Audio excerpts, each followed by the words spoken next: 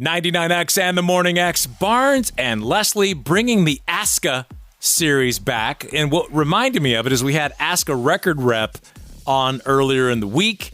We do ASCAs for all kinds of, we have some cool ones coming up. Today, it's Ask a Relationship Expert. We've been receiving emails at hi@themorningx.com. Also calls, which will go to the phones next, but we do have an expert. Oh, how many people need an expert? Kelly Campbell is with us. Ph.D., a professor of psychology, Barnes. She examines instant connections among friends, romantic partners, being in love, how it helps and or hinders your performance across your life. She is a relationship expert. Good morning, Kelly.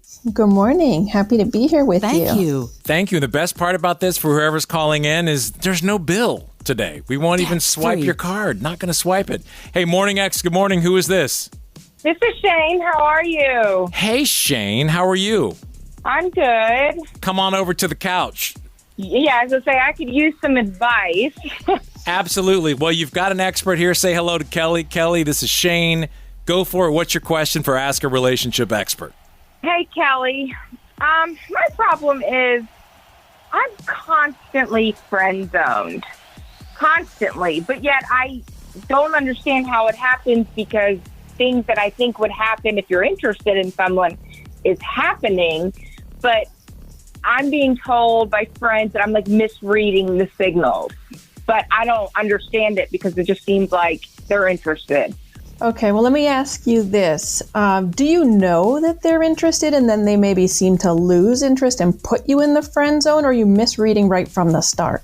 Who knows? Most likely I'm misreading from the start. I mean, that would have to be my guess because, I mean, it's not like we're super hanging out afterwards, so we're not becoming great friends.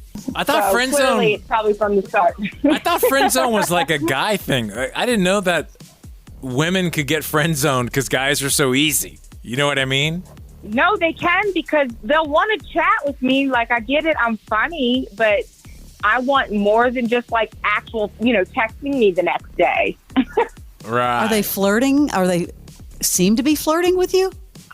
You know what? I that's where I probably really struggle. I don't know. I think I misread flirting.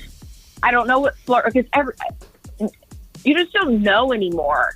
I don't know. You know what I'm saying? You just have no idea what people are really saying when they're saying it anymore. That's just how I feel. Well, I mean, I tend to agree that men are, they're usually going to be interested. And so it's probably something is going on to turn them off. They like a degree of mystery. And so you don't want to be, blurting everything out about yourself right from the start. You want to ease into it a little bit and be mindful of what you're sharing, and kind of a reciprocal back and forth is good. So are you talking too much? Are you revealing too much? Are you doing something that's turning them off? I'm an open book. That is probably my biggest problem is somebody asks me something, I will just tell them exactly what I'm thinking, regardless of the time period, like how long. That's probably like a dead turn off. Well, you know what? You kind of answered your own question. It sounds like to me, are you a big talker like all the time? And then bro's like, I mean, I'm just saying, I'll shift it back to the Ph.D. I'm just saying. Yeah, I mean, are you revealing too much? You're probably right. I am. And then I feel like I end up becoming their doctor because then they end up coming to advice for me instead of like, hey, let's hang out.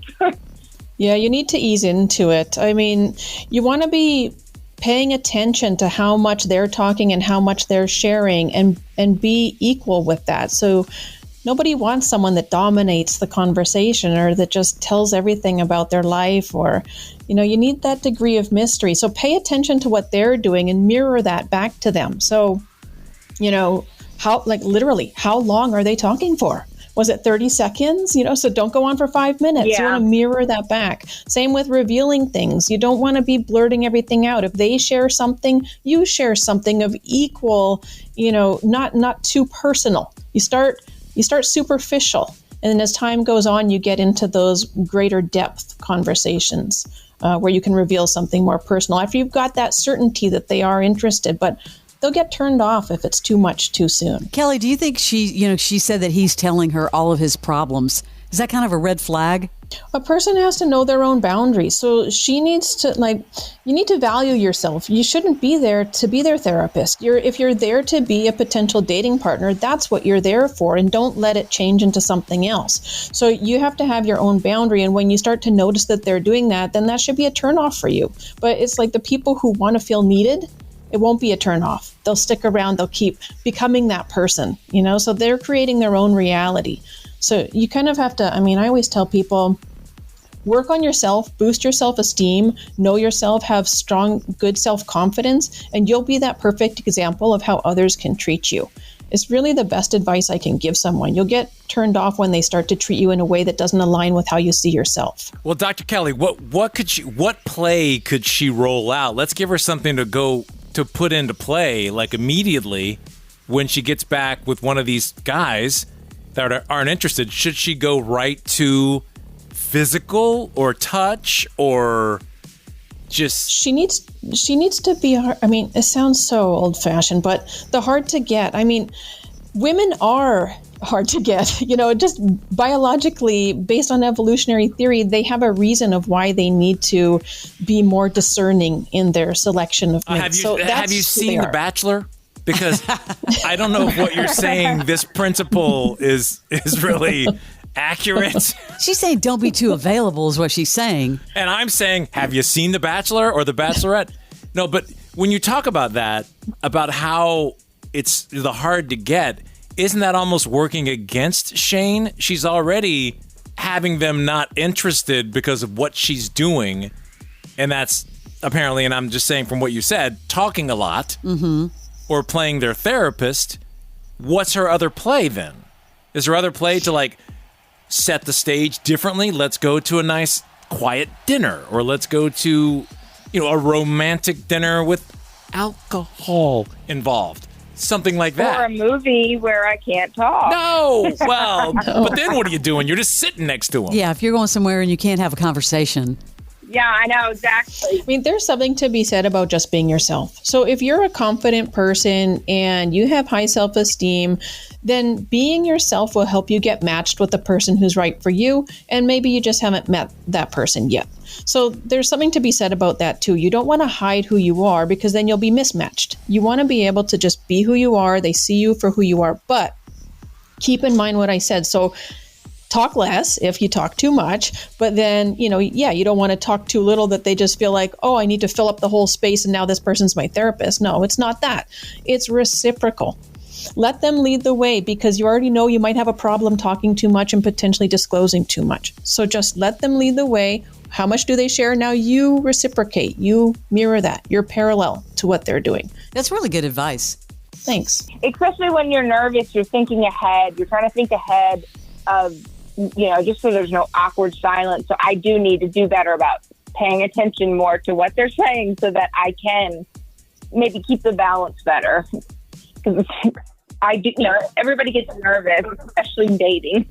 Yeah, don't fill that time. Silence is perfectly fine. Try, if you have a problem with silence, maybe start meditating and learn how to just sit with it, sit with yourself and be comfortable in silence. And if you need to, sit there and count in your head while you just eat some food or do so. You know what I mean? Just don't feel the need to fill it up. Use some strategies where you can get comfortable in that. Barnes, we should try that on our show. Silence is golden. Let's. We'll just sit here and not People talk. would be so appreciative. Absolutely. All right, Shane, did that help? Yeah, it did. It did. A lot of insight. Great. Thank you, Kelly. Yes, one last piece of advice is that the foundation of friendship is wonderful for relationships. So do not worry if you're building a friendship and that's the goal at the start. It can be friendship. Give it the patience and the time that it needs to build in something more, because that will be the long-lasting relationship for you. So, follow the strategies we mentioned, but don't worry too much if you're building a friendship first. Okay. Yeah, you're right. You're right. Just give it a little time and give it a little wine. Everything will be okay. All right? Well, thank you so much. We appreciate you listening. Have a great day. We'll see you later.